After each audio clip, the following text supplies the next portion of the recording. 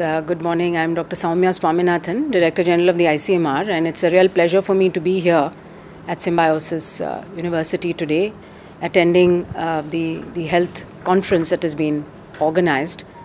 I see that it attracted a number of people from different disciplines to talk about how we can improve the health systems and the health coverage in our country. There's lots to be done in the area of health, right from good data collection at the community-based level to documentation of illness, of mortality, and then testing out solutions which are applicable to the local community and which need a lot of social science inputs to change community behavior.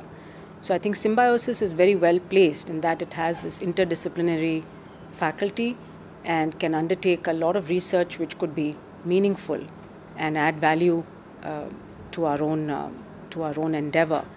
So I'm very happy to be here and to meet the faculty and hope to interact much more closely in the future. I understand that university has adopted a number of villages in this area where they're providing health and nutrition services. I think it would be quite valuable to really develop this as a community-based cohort where you can follow up people of all ages and both genders from birth up to old age. This will help to have a baseline on the healthcare problems of this area, as well as to test interventions in a community setting and document what works and what doesn't work. Public health involves a number of different aspects. It's not just about medicines.